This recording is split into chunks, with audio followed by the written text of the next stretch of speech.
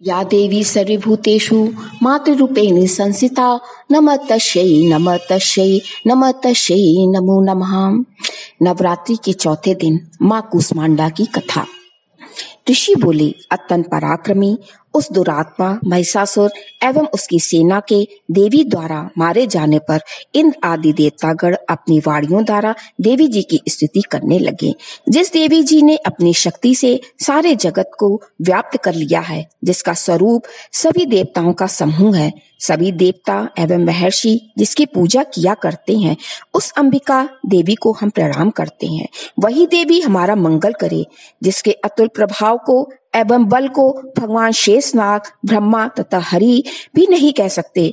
वही चंडिका देवी सारे जगत के पालन के लिए तथा अमंगल के भय के नाश का विचार करें। शीश स्वरूपणी पुण्यात्माओं के घरों में तो लक्ष्मी स्वरूपा है, पापियों के घर में दरिद्रता, पवित्र बुद्धि वालों के हृदय में बुद्धि, श्रेष्ठ पुरुष के यहाँ श्रद्धा, कुलीन मनुष्य में लज्जा स्वरूपनी है। इस प्रकार की है देवी जी, हम आपको प्रणाम करते हैं। हे भगवती, आप विश्व का पालन करें। हे मातेश्वरी, आपके इस अचिंत्य रूप का असुरों के क्षय करने वाले आपके महान पराक्रम का एवं देवता तथा असुरों के सामने संग्राम में किए गए आपके अद्भुत चरित्रों का वर्णन हम इस प्रकार कर सकते हैं। हे भगवती, आप संपूर्ण जग का कारण हो। सत्य, रज, तम इन तीनों गुणों वाली होते हुए भी आप अज्ञेय हो। दोषों के कारण हम लोग आपको जान ही नहीं सकते। हम तो क्या, विष्णु शिव आदि भी आपका पार नहीं पा सकते।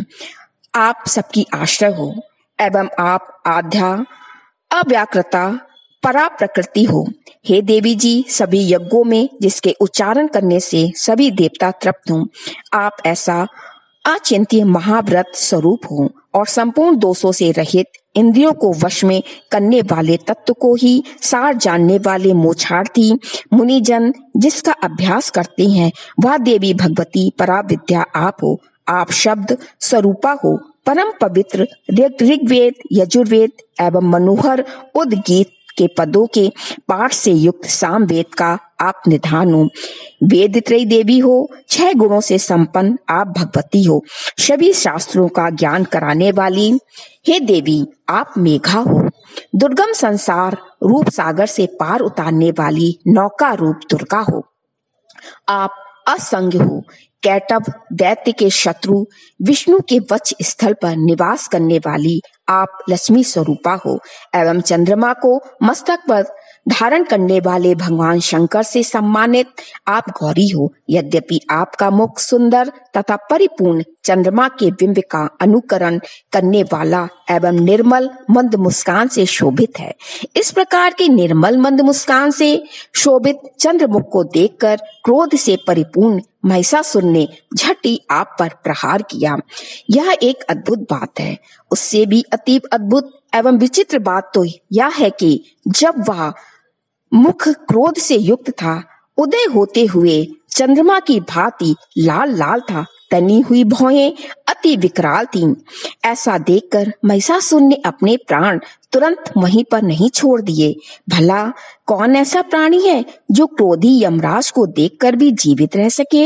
हे देवी जी, आप प्रसन्न हो। सर्वथा उन्नति दाता देवी जी, आप जिन पर प्रसन्न हैं, वे ही सभी देशों में आदर पाते हैं, उन्हें ही धन तथा यश मिलता है। हे देवी, आपकी कृपा द्वारा ही पुण्यात्मा पुरुष सभी धर्म संबंधी कार्य प्रतिदिन किया करते हैं। आपकी कृपा से स्वर्ण लाभ होता है, इसी कारण आप तीनों लोकों में फल देने वाली हो। आपसे बढ़कर और कौन है, सबके लिए उपकार करने वाली हो। आप सर्वदा दयामयी हो। इन राक्षसों के वध करने से जगत सुखी हो। ये राक्षस कभी नरक के लिए चिरकाल तक भले ही पाप करते रहे हों।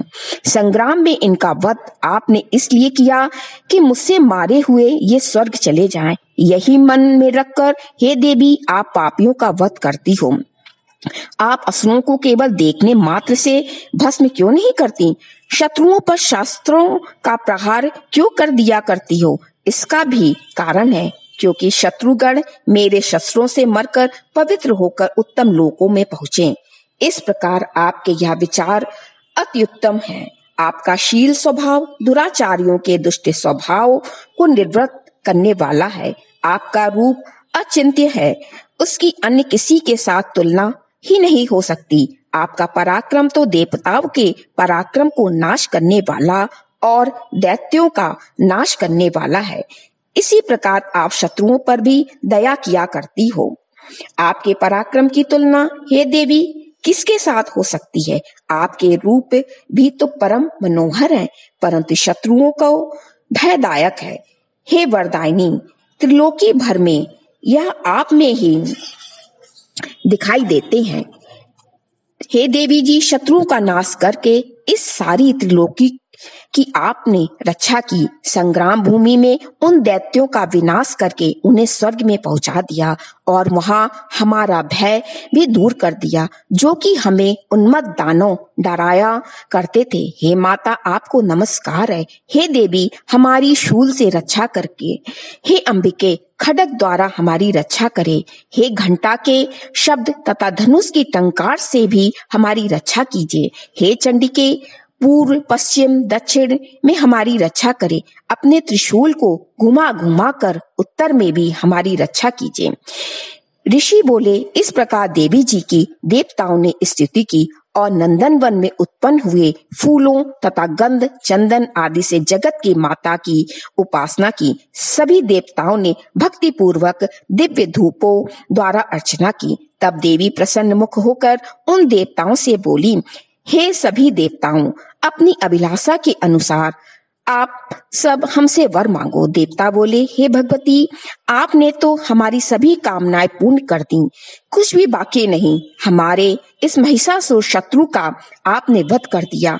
फिर भी यदि प्रसन्नता पूर्वक हमें वर देना चाहती हो तो हे माता, यह वर दीजिए कि जब जब हम आपका स्मरण करें तब तब हमारी बड़ी बड़ी आपत्तियां आप दूर करें।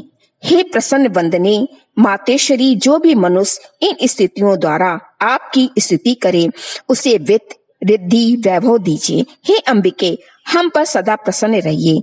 ऋषि बोले, राजन, जब देवताओं ने अपने तथा जगत के कल्याण के लिए इस प्रकार वर मांगा तब उन्हें तथास्तु कहकर भद्रकाली अंतर्ध्यान हो गईं। हे राजन, पूर्व काल में तो लोगों का हित चाहने वाली देवी का देवताओं के शरीर से जैसे प्राकट्य हुआ, वही सारी कथा मैंने कह सुनाई।